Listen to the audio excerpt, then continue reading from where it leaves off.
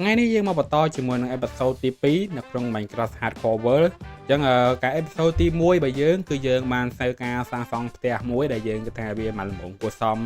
មកយើងអាចរស់នៅបានអញ្ចឹងណាហើយអញ្ចឹងក្នុងអេពីសូតទី2នេះផងដែរនឹងមានការងារត្រូវធ្វើរៀងច្រើនគួរសមដែរអញ្ចឹងយើងចូលទៅកាន់វីដេអូអេពីសូតទី2អូខេអញ្ចឹងហ្នឹងគឺជាអេពីសូតទី2ការពីអេពីសូតទី1គឺយើងបានសាងសង់ផ្ទះរួចរាល់ហើយដែរអញ្ចឹងខាងក្នុងផ្ទះអីក៏ខ្ញុំបានឌីក័រឲ្យដែរនៅតែជាន់ទី1ដែលខ្ញុំអត់បានឌីក័រអីបន្ថែមអញ្ចឹងក្នុងអេពីសូតទី2នេះគឺយើងមានរបស់ដែលយើងត្រូវធ្វើរៀងច្រើនគួរសមដែរយើងពាក់ព័ន្ធជាមួយនឹងការ enchant ហើយការដើររកយានជំនិះផ្ទាល់ខ្លួនរបស់យើងហ្មងអ្នកនរគ្នាយើងស្រួលធ្វើដំណើរទៅឆ្ងាយអញ្ចឹងណាតែខ្ញុំមានអារម្មណ៍ថាចំណីអាហាររបស់ខ្ញុំគឺខ្ញុំអស់ហើយអស់ពី stock តែម្ដងពីនំបារែងគឺអស់តែម្ដងអ្នកនរគ្នាអញ្ចឹងខ្ញុំគិតថាខ្ញុំនឹងធ្វើការដើររកចំណីសិនដោយសារតែយានដំឡូងនេះគឺខ្ញុំអត់អាចដុតបានទេយើងទុំព្រីតវាអញ្ចឹងចំណីអាហារនេះគឺយើងដាក់តាំងទៅខ្ញុំចូលយកចេញមកខាងក្រៅវិញដោយសារដាក់តាំងឌីក័រអីអញ្ចឹងដាក់ឌីក័រទៅMr. Cat Hello តាមបានឆ្មាមួយចឹងចំពោះអាក្រោះវិញក៏អ្នកគ្នាបានឃើញដែរគិតថាឃើញថាអាក្រោះរបស់ខ្ញុំគឺយើងចិត្តបែកក្បាក់អស់ដែរយើងបាក់មួកបាត់អីចឹងសល់តែអាវខោឲ្យវាជើងទេអ្នកគ្នាចឹងយើងរៀងក្រដែរចឹងអ្វីពេលនេះខ្ញុំអាចធ្វើបានគឺយើងធ្វើការដើររកចំណីអាហារសិនហើយចំពោះស្រូវវិញឃើញថាស្រូវរបស់យើងគឺត្រឹមតែដោះបានប៉ុណ្្នឹងទេយើងយកខ្លះៗទៅដើម្បីយើងទុកធ្វើជានំប៉័ងតាមផ្លូវចឹងណាក៏ពូជខ្ញុំច្រើនដែរនេះក៏ពូជខ្ញុំទៅទុកដាំទៅពេលក្រោយយើងអាចនឹងធ្វើចការស្រោមមួយយ៉ាងធំគួរសមទៅទុកលុកយើងយកវានឹងធ្វើជានំប៉័ងណាអូខេបានប៉ុណ្ណឹងគ្រាន់បើដែរគ្រាន់បើយ៉ាងអត់អញ្ចឹងអ្វីនេះអាចជីបានពេលនេះគឺដាំងគីហើយដាំងគីនេះវាមិនលបឿនអីលឿនណាស់ទេវាមកល្មមចាំមើលទៅទៀតយើងដើរសត្វណាដែលវាលឿនគួរសមអញ្ចឹងខ្ញុំមិនធ្វើការដើរឡើងទៅខាងភ្នំទៅហ្នឹងហើយដើរកាត់ភ្នំទៅខ្ញុំដើរ snow មិនអមថាអត់ស្រួលនឹងខ្លួនហ្មងយីមែនខ្លាចមាន snow powder នេះធ្លាក់ចូល snow powder ទៅចប់មួយនេះបញ្ហាណាអូចុះអូចូលបាត់អូចប់ហើយអូដង្កីខ្ញុំកកអី no ដង្កីខ្ញុំ no គងប់អូយមែនជាបានជិះផុតនេះយមែនណាកុំដើរលើខ្ញុំតកហ្នឹងបញ្ហាធំអាហ្នឹង snow powder គឺជាបញ្ហាសម្រាប់ខ្ញុំហ្មងជាពណ៌ខ្មៅប៉ុន្តែខ្ញុំអត់កាប់ជាពណ៌ខ្មៅទេអញ្ចឹងសាច់ខ្ញុំគិតថាសាច់យើងអាចយកបរិភោគបានពេលនេះគឺមានសាច់ជ្រូកសាច់គោអីសាច់មាន់ជាដើមអញ្ចឹងយើងកាប់អស់មកខ្មុំខ្មុំនេះខ្ញុំអាចនឹងប្រើប្រាស់វាពេលក្រោយពាក់ព័ន្ធមួយ copper ខ្ញុំមានអារម្មណ៍ថាខ្ញុំមិនចង់យក obsidian ហើយ obsidian នេះយើងមកយកឲ្យទៅព្រោះឯទៀតខ្ញុំត្រូវធ្វើ enchant table ហើយយើងត្រូវຕົកធ្វើ portal nether ដែរgoal នេះយើងមកយកឲ្យដែរមកព្រោះឯទៀតខ្ញុំត្រូវຕົក trade ជាមួយនឹង piglin យកអីផ្សេងfuck បាទខំថាលើកនេះគឺអត់ជួបជាមួយនឹង snow powder គឺខំថាចឹងចោះនោះអត់មានប្រទះ snow ពីលើគឺ snow powder ហើយ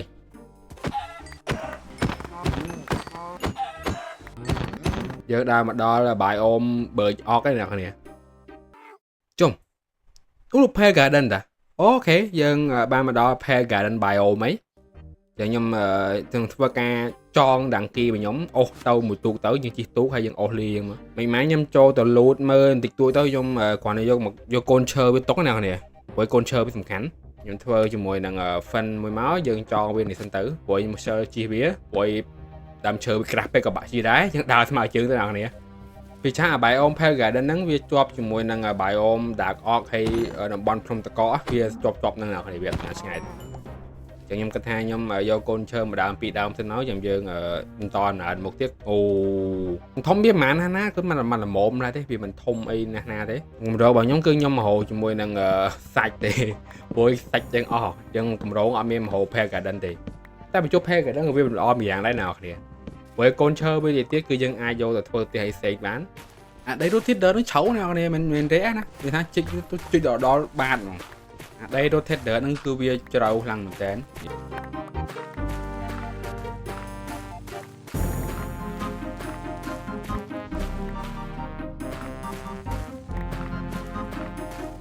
ធ្លាបាត់ហើយយើងដល់ last scale ណាគ្នាចឹង last scale ហ្នឹងយើងអាចមកចំណេញដែរ វាសាមាន moss block នេះយើងយក moss block ឲ្យទៅមិនម៉ាយើងទៅធ្វើជាមួយនឹង mossy cobblestone ណាអូតែមិនអូខេចឹងខ្ញុំមិញថាម៉ូសាច់ចេះឡើយមកចូលដល់ kill ដល់អីណាមកជ្រៅហូបឃើញតែមិនណាទៀតអូ4គ្រាប់5គ្រាប់ទេអូ6គ្រាប់6គ្រាប់អូចោះមកចំណេញបាត់ទេអត់ខាតទេចំណេញនេះចំណេញតែមិនទៀតOh my god ដល់ជីកហើយមកយើងមិនຕົកឲ្យច្រើនទេព្រោះយើងត្រូវការតែមិនដែរអូខេវនេះយើងឆោដែរអ្នកនេះមានអ្នកដែរនឹង zombie spawn ពីហ្នឹងបាត់ទេព្រោះយើងចោះមកយើងនៅលើមុនហ្នឹងដល់ពេលនេះ spawn ខាងក្រោមមកព្រោះ spawn zombie អូខេតោះ spawn zombie យើងមិនទៅកម្មបាច់អីម៉ាណាទេបាន D អូខេ beetroot អូខេយកមក beetroot ណា spawn ច្រើនណាស់វើយពួកនេះតែពួកនេះពួក zombie យើងហក់វាយពីបថៅងាប់ដែរអត់ទៅអីម៉ាណាអ្នកនេះតោះចឡើងទៅលើវិញទៅគោលដៅយើងមិនមែនចោះ kill ទេមានអារម្មណ៍ថាមេឃយប់មែនមេឃយប់មែនមេឃយប់មិនភ្លឺតាំងម៉ាមេឃយប់វាបាំងថ្មម៉ាមេឃយប់តើដាំងគេខ្ញុំយកទៅវិញហើយចឹងតោះខ្ញុំចងវាមកហើយយើងជិះទូកមកយើងអូសវាតាមទឹកទៀតចឹងតោះយើងត្រឡប់ផ្ទះយើងវិញសាច់យើងបានរៀងក្រែដែរចឹងគេថាយើងបានចម្បិនសាច់ហើយដែរចឹងសាច់របស់យើងដូចរៀងបានច្រើនដែរញ៉ាំសាច់គោរបស់ខ្ញុំ32នេះទៀតចឹងនេះប៉ុណ្ណឹងមកយើងបន្តកាពះរបស់យើងបានទៀតទេអ្នកនរយើងចូលមកកាន់ plan ទី1របស់ខ្ញុំត្រូវធ្វើថ្ងៃហ្នឹងដែរគឺពាក់ព័ន្ធជាមួយនឹងអមយចឹងអមយខ្ញុំចិត្តបាក់អស់ហើយអ្នកនរដោយសារតែយើងដើរ adventure មួយថ្ងៃអី zombie វាយហងអីហងចឹងយើងមាន diamond ចឹងខ្ញុំគិតថាខ្ញុំធ្វើជាមួយនឹង enchant table សិនទៅចាំសល់ប្រហែលយើងធ្វើជាមួយនឹងអាក្រោះអ្នកនរចឹងខ្ញុំគិតថាខ្ញុំធ្វើខោមួយមកមួកមួយមកហើយអាវក្រោះមួយមកអូខេអញ្ចឹងគាត់ថាយើងអត់មានបានធ្វើមួកទេដោយសារតែមិនយើងខ្វះអ្នកនរយ៉ាអញ្ចឹងយើងមានតែចោះ kill ដើម្បីយើងទៅរកមិញអត់គ្រប់ទៀតយើង kill ខ្ញុំចូលកាន់កាត់នេះកាត់កន្លែងនេះព្រោះដោយសារតែខ្ញុំឃើញ zombie ដើរចេញពីកន្លែងហ្នឹងអញ្ចឹងខ្ញុំទៅមើលសិនដោយសារតែកន្លែងហ្នឹងអាចនឹង kill អ្នកនរខ្ញុំក៏បានមុនហ្នឹងឡើងមកមើលវាដែរអញ្ចឹងគេថានេះជា kill អ្នកនរអញ្ចឹងយើងចូលកន្លែងហ្នឹងមកទៅវាចំណេញដែរអញ្ចឹងមាន zombie មក spawn ពីហ្នឹងបានHello skeleton កាន់ដាវទៀតជុំកាន់ដាវទៀតមានរំមក kill នេះធំណាស់គ្នាខ្ញុំវាយពួកនេះចោលអស់សិន Oh my god spawn ពេញហ្នឹង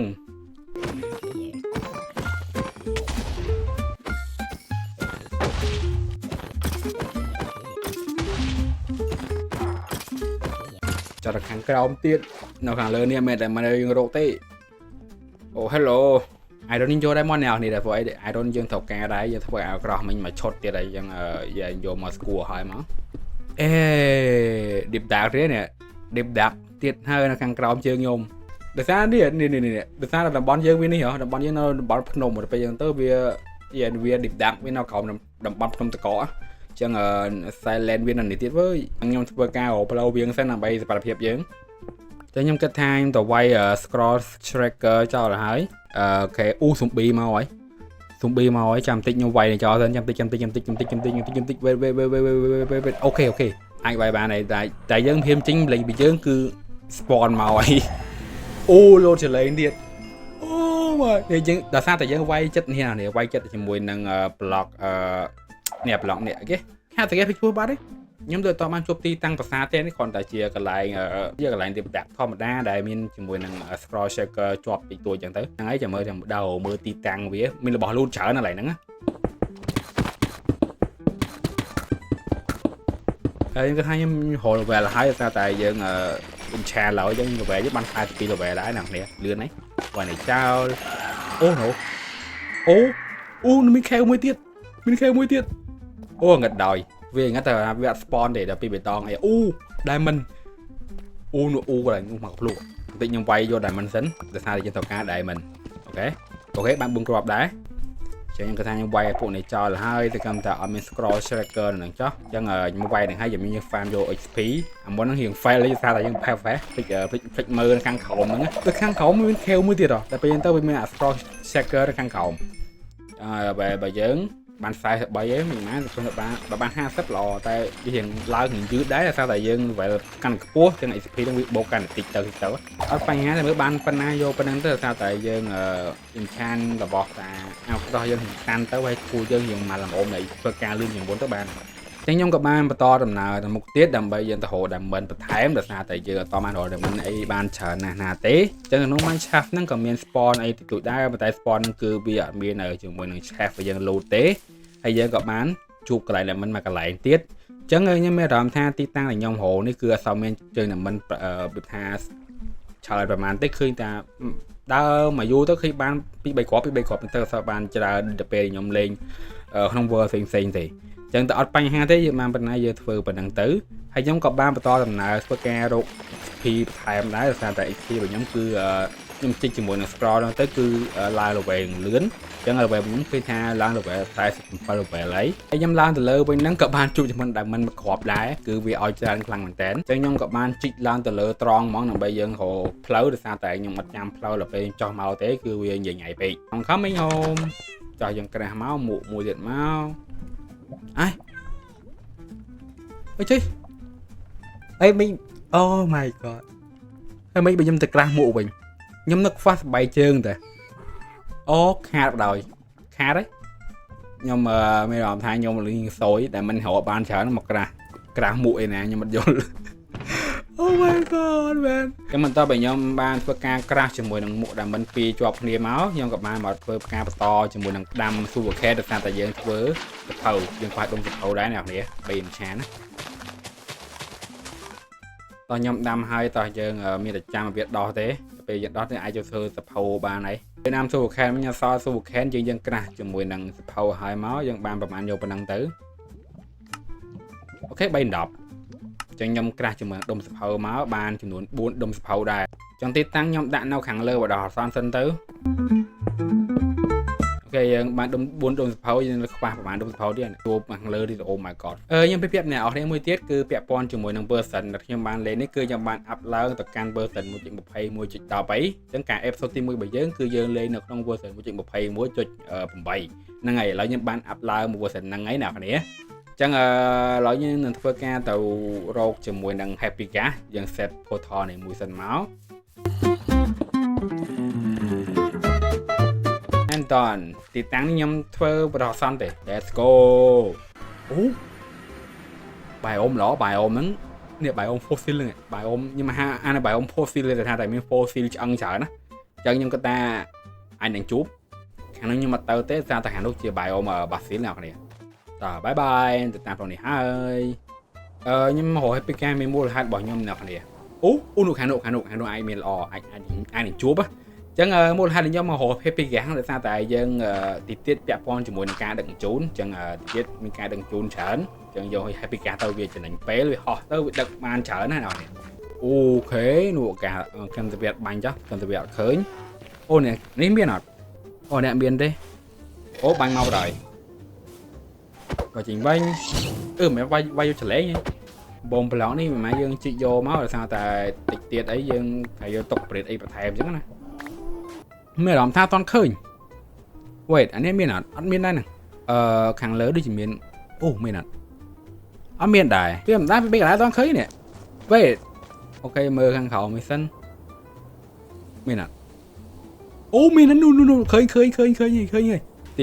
ទីបំផុតខ្ញុំឃើញហើយខ្ញុំតការតែមួយហ្នឹងទេអត់តច្រើនប៉ុន្មានទេអញ្ចឹងខ្ញុំរកផ្លូវចោះសិនដោយសារតែយើងមានផ្លូវចោះទេមិនមកជីកហ្មងជីកយើងជីកទៅរកកន្លែងទៀតទៅចាំមានលោតចោះក៏បានដែរអត់លោតចោះពីពុតហ្នឹងងាប់ហ្មង Hello យើងអាចជីកយកបានដែរមកជីកយកមកខ្ញុំតការតែមួយទេអូយ៉ាប់ហឺតអូ I'm coming home ចឹងកាលពី episode ទី1ខ្ញុំបានសន្យាមួយអ្នកនរអស់គ្នាថានឹងធ្វើកន្លែងទឹកធ្លាក់មួយពាក់ព័ន្ធជាមួយនឹងកន្លែងនេះពីក្រោម spin របស់យើងហ្នឹងគឺមានទឹកធ្លាក់ហូរពីខាងលើនោះអីហូរមកខាងក្រោមហ្នឹងចឹងណាតកាត់ក្រោម spin របស់យើងចឹងវាធ្លាក់នៅខាងនេះហើយខ្ញុំធ្វើការបឹងហ្នឹងមួយទៀតធ្វើបឹងរៀងអត់មុំចឹងដែរណាហើយអាខាងមុខនោះខ្ញុំធ្វើការបិទដីវាហ្មងបិទដីវាឲ្យចិត្តចឹងណាខ្ញុំក៏ចាប់ដើមវាយថ្មឲ្យវារៀងហៀបជាងមុនដោយសារតែខ្ញុំទៀតខ្ញុំបានធ្វើការដាក់ដីភក់ពីខាងក្រោមហើយចាំយើងដាក់ទឹកពីខាងលើដោយសារតែខ្ញុំមកចង់ប្រើថ្មហ្មងទេគឺយើងប្រើដីភក់ទៅវាឃើញតំណងអ្នកនរអញ្ចឹងយើងក៏បានឆ្កាមករៀងខ្ពស់ដែរដើម្បីធ្វើជាកន្លែងទឹកធ្លាក់របស់យើង ហើយចង់ស្របពេលដែរគឺថា happy card របស់យើងក៏បានលូតលាស់ផងដែរចឹងអត់ទាន់ជាធំអាចជិះបានទេនេះគាត់ជាកូនទេអត់បានធំចឹងថាតែបែរយើងជាបែរអារុនអញ្ចឹងគឺការងារគឺវាមិនរលូនលឿនណាស់ណាទេយើងជីកម្ដងមកប្លុកវាអត់រះអញ្ចឹងណាថារះទៅវាការងារយើងរៀងលឿនដែរតែអត់បញ្ហាទេតិចយើងអាចនឹងប្រើប្រាស់ tool រៀងលឿនជាងនឹងបានអី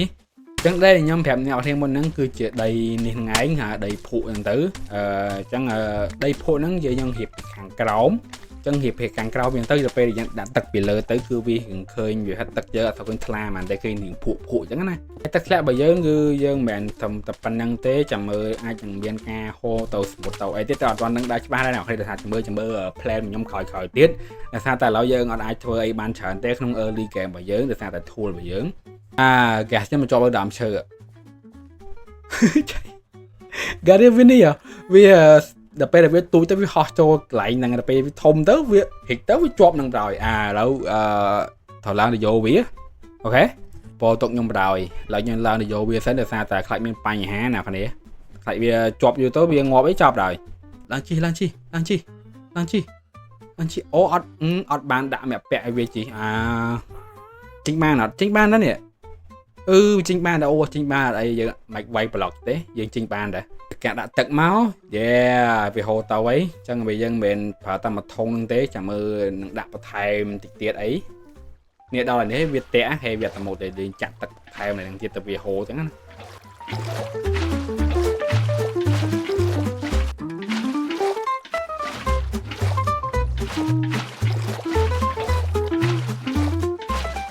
ចឹងទីតាំងធ្លាក់របស់យើងគឺធ្វើឲ្យអ្នកនរគ្នាចឹងនេះអាចថាបាន 75% តែខ្ញុំអត់មានរបស់ឌីកនៅគៀនទឹកនឹងបន្ថែមចឹងណាចាំមើលមានរបស់ឲ្យបន្ថែមខ្ញុំបន្ថែមវាពេលក្រោយបន្ថែមទៀតខ្ញុំក៏បានទៅយក happy card របស់យើងគឺធ្វើដំណើរទៅរកសត្វគោហើយនឹងជាភាសាតែសត្វពីរហ្នឹងគឺមានអត្ថប្រយោជន៍ពេលក្រោយចឹងមកប្រាប់អ្នកនរថា happy card គឺមានអត្ថប្រយោជន៍បែបហ្នឹងដែលអាចដឹកជញ្ជូនអីវ៉ាន់ដូចជាសត្វដូចជាអីជាដើមហ្នឹងហើយទៀតអីចាំខ្ញុំទៅរកជាមួយនឹង villager ដោយសារតែម្ដុំយើងនេះគឺអត់មាន villager ទេចឹងយើងត្រូវការដឹកឆ្លងតាមអាកាសឯអ្នកនរគ្នាអូខេគិតថាសភៅប៉ុណ្នេះគិតថាគ្រប់ទៅចោះនេះ2មកហើយយ៉ាងលើនេះ2មកមួយទៀតហើយនេះមួយទៀតអូខេចឹងគិតថាយើងដល់ពេលយើង enchant ហើយដល់ពេលយើងក្រែដែរអ្នកនរគ្នាហើយយើងក៏បានធ្វើការ enchant ទៅលើខោអាវរបស់យើងឲ្យវាតាន់ហើយពិសេសគឺ pickaxe របស់យើងបានរៀងល្អបាន fortune ហើយចំពោះបថៅឲ្យបាន select ខោអីដែរហើយអាវឲ្យបាន position 4ជាដើមហើយយើងអ្វីដែលយើងខ្វះនោះគឺខ្ញុំបន្តបាន enchant នោះគឺពាក់ព័ន្ធជាមួយនឹងមួក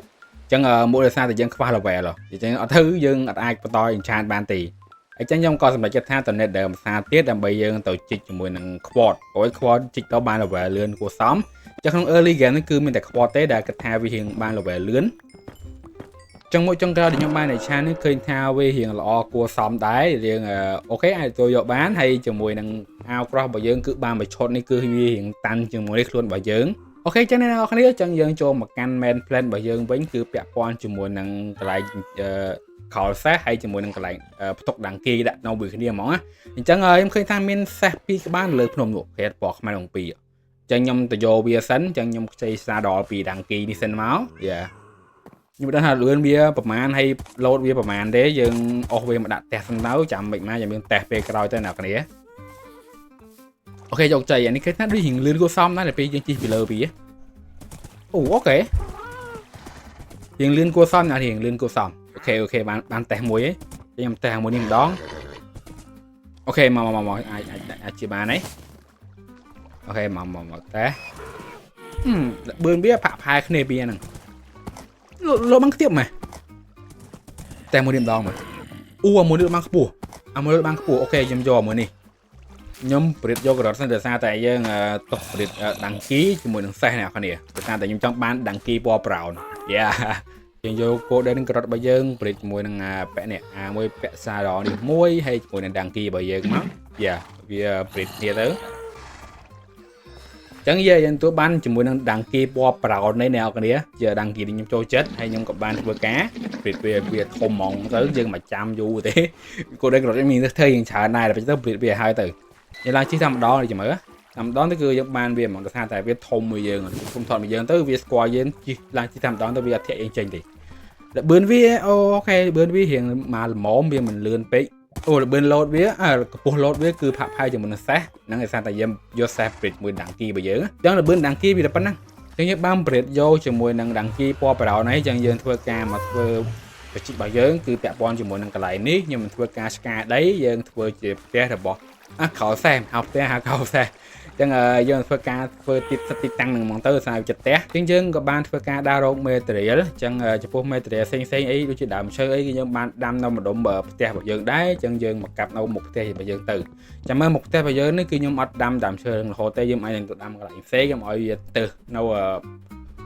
បច្ចេកអីផ្សេងខ្ញុំធ្វើពេលក្រោយហើយអ្វីដែលសំខាន់នោះគឺយើងបានរកឃើញជាមួយនឹង Pale biome ដែរអញ្ចឹង Pale garden ហ្នឹងគឺយើងយកឈើវាមកធ្វើផ្ទះដែរមកថាយើងរកឃើញ biome ហ្នឹងហើយយើងអត់ធ្វើអីសោះយើងយកមកធ្វើជាផ្ទះដែរទៅអញ្ចឹងចំពោះ slick touch នៅលើបន្ថែមរបស់យើងគឺមានអត្ថប្រយោជន៍ហើយគឺខ្ញុំបានយកmushroom brown mushroom ក៏យើងបានធ្វើយក block របស់វាយកមកភាពជាមួយនឹងធ្វើជាលក្ខណៈដីអញ្ចឹងណាព្រោះវា smooth ហ្នឹងហើយវាពណ៌ color វា smooth ហើយ texture របស់វាស៊ីមួយដីដែរហើយពាក់ព័ន្ធជាមួយនឹង shape ដែលខ្ញុំបានចាប់មុនហ្នឹងគឺយើងបានព្រៀបវាបានច្រើនគួរសមហើយយើងយកពណ៌ gray ដើម្បីដាក់លើវាដើម្បីយើងអាចយករោមឈាមពណ៌ gray ដោយសារតែពណ៌ gray ហ្នឹងវា texture របស់វាគឺស្រដៀងជាមួយនឹង stone អញ្ចឹងទៅយើងជាយើងរកពណ៌ដែលស្រដៀងគ្នាយកមក decor ជុំគ្នាទៅ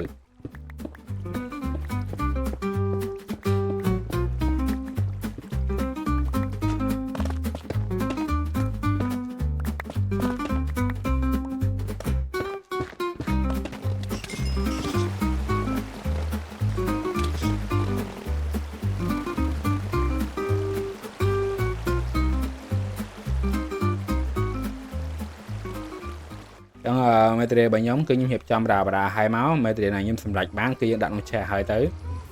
ជាងយើងក្រាស់ brick មកនេះខ្ញុំធ្វើជាដបូលយក brick ធ្វើដបូលធ្វើចាំងក៏ slab មកdeep slab អូខេហើយយើងធ្វើជាមួយនឹង barrel មកប៉ុណ្ណឹងគ្រប់ហើយដល់7ហ្នឹងគ្រប់ហើយយើងសម្រេចបានដាក់ចូលទៀតមកឲ្យវាញ៉ៃខ្ញុំstrap pit ជាមួយនឹងឈើ oak សិនខ្ញុំ strap pit ដើម្បីយើងធ្វើជាមួយនឹង shed តាំង item នោះshed តុកតាំង item នេះខ្ញុំមិនដែលយកមកធ្វើតាំង item ទេព្រោះយកមក decor ទេ item គឺ decor យកមកតាំងទេអូខេហើយអញ្ចឹង item ប៉ុណ្ណឹងខ្ញុំគិតថាគ្រប់គ្រាន់ហើយសម្រាប់ធ្វើកន្លែងក្រោលសេះរបស់យើង decor texture អីហ្នឹងគឺគ្រប់គ្រាន់ទេប៉ុណ្ណឹងអញ្ចឹងខ្ញុំក៏បានធ្វើការឆ្កាដីដែរតែថាតែយើងត្រូវការធ្វើកន្លែងក្រោលតែហ្នឹងគឺវាឲ្យខ្ពស់ពេកយើងរៀបឲ្យវាស្អាតតិចមកអញ្ចឹងចំពោះទំហំដែលខ្ញុំបានធ្វើហ្នឹងគឺវាមិនសូវធំប្រហែលណាទេតែថាតែយើងដុកDonkey ហើយជាមួយនឹងសេះណាដែលល្អដាក់តែ2 3ក្បាលទេពួកអីពេលក្រោយទៅដល់ពេលដែលយើងមានElytraអីគឺយើងអត់សូវជិះជាមួយនឹងDonkeyអីទេដល់ថា early game បែបនេះគឺយើងត្រូវការសត្វទាំងអស់ហ្នឹងដើម្បីយើងធ្វើដំណើរតាណាទៅឆ្ងាយអញ្ចឹងណាហ្នឹងហើយគឺយើងនិយាយថាយើងរៀប platform ពីខាងក្រោមវាឲ្យហ្មងទៅព្រោះយើងធ្វើវាឡើងខាងលើអញ្ចឹងអ្វីដែលខ្ញុំប្រាប់អ្នកនរគ្នាផងដែរគឺពាក់ព័ន្ធជាមួយនឹង mod ដែលយើងបានប្រើគឺ mod Lematica អញ្ចឹងខ្ញុំបានធ្វើការប្រើ mod ហ្នឹងដើម្បីជំនួយក្នុងការ build អញ្ចឹងដល់នេះឃើញពេលខ្ញុំដាក់ប្លុកគឺវាលឿន random លឿនអត់ដោយសារតែយើងមាន mod ហ្នឹងដល់ពេល mod ហ្នឹងទៅដល់ពេលយើងផាស blueprint ទៅគឺយើង place block វា auto យើងហ្មងដល់ពេលហ្នឹងទៅការ build របស់យើងគឺវាលឿនវាចំណេញពេលច្រើនអញ្ចឹងយើងមិនចាំបាច់វាថាយើងមួយធ្វើឲ្យគិតទេគឺយើងរៀនក្នុង creative world របស់យើងហើយគឺយើងយកមកផាសជាមួយនឹង world របស់យើងទៅគឺវាចំណេញពេលហើយចំណេញក្នុងការ build ផងដែរ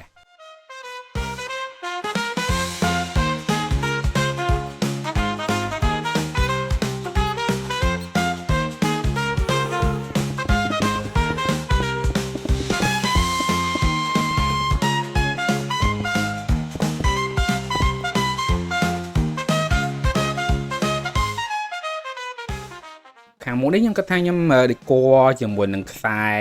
តិចទៅចាំតែខ្ញុំដាក់ទូក2ចឹងហើយខ្ញុំដាក់ចងខ្សែទូក2ហ្នឹងទៅមុខនេះចងចឹងមកចេញមើលពីមុខមកនេះខ្ញុំមើលមុខឯណានេះមើលបន្តិចចឹងនេះឃើញរបៀបចឹងណាពេលវាថាដូចមានខ្សែមួយពាក់ជាប់ជាមួយនឹងផ្ទះរបស់យើងឃើញតំណងខ្លាំងមែនតើយើងចងខាងនេះមួយទៀតចឹងអានេះខ្ញុំដាក់តែមួយទេមិនខ្ញុំដាក់2សាកដែរតែ2ទៅវារៀងឆ្អៀតទូកវារៀងក្លិចបុកគ្នាពេលទៅវាអត់សូវតំណងគេដាក់តែមួយទៅបានហើយអូខេអើយប៉ុណ្ណឹងបានហើយណាគ្នាដូចបានហើយអូវា load វាដាច់អូខេ ខ្ញុំយកអារឹសចាក់នេះរឹសចាក់នេះយកមកដាក់នៅខាងមុខមក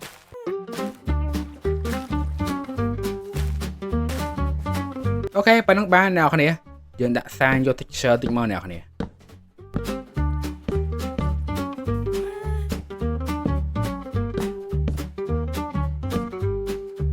អង្គីពណ៌ប្រហោនេះខ្ញុំគិតថាខ្ញុំដាក់អង្គីនេះទៅសារតែជា favorite របស់ខ្ញុំជាសត្វដែលខ្ញុំចូលចិត្តជាងគេ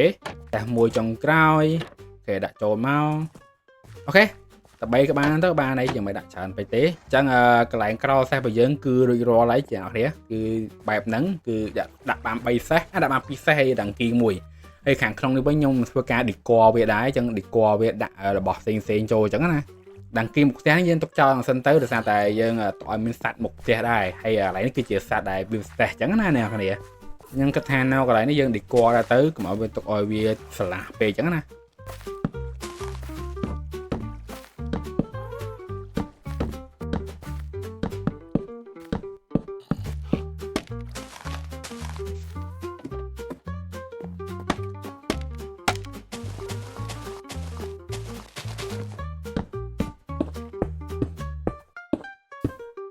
ខ្ញុំគិតថា decor តែប៉ុណ្្នឹងទៅគឺបានហើយតែ decor នេះជាលក្ខណៈផ្ទុកឃ្លាំងចំណីអាហាររបស់សត្វអញ្ចឹងណាហ្នឹងហើយអូខេចឹងអ្នកនរគ្នាកន្លែងខោសេះយើងបានធ្វើហើយអញ្ចឹងនេះគឺជាផ្លូវតភ្ជាប់ពីផ្ទះខ្ញុំទៅកាន់កន្លែងក្រោសេះអញ្ចឹងយើងមានស្ពានឈើមួយយើងឆ្លងមកគឺយើងមកដល់ក្រោសេះហ្នឹងហើយយើងមិនចាំដើរវៀងពីនោះមកដល់នេះទេអញ្ចឹងនេះគឺជាទំហំខាងក្នុងអីហ្នឹងគឺវាមិនសូវធំប្រហែលទេនៅកន្លែងនេះគឺយើងគ្រាន់តែជាកន្លែងដែលយើងផ្ទុកស្រូវផ្ទុកអីចឹងទៅហើយយើងមកដល់កន្លែងដែលយើងផ្ទុកសេះគឺទុកបាន3បើទុកបានប៉ុន្មាននេះថែម1 2ទៀតក៏បានតែថាយើងចាំមើលចាក់ស្ដែងបើថាអត់មានត្រូវអីត្រូវបើកាយច្រើនណាទេយើងដាក់តែ3ក្បាលទៅគឺបានហើយអញ្ចឹងកន្លែងផ្លូវនេះវិញយើងធ្វើការតភ្ជាប់ទៅកាន់នោះតែចាំមើលអេសូតខោយើងតភ្ជាប់អញ្ចឹងណាហើយកន្លែងជប់ការ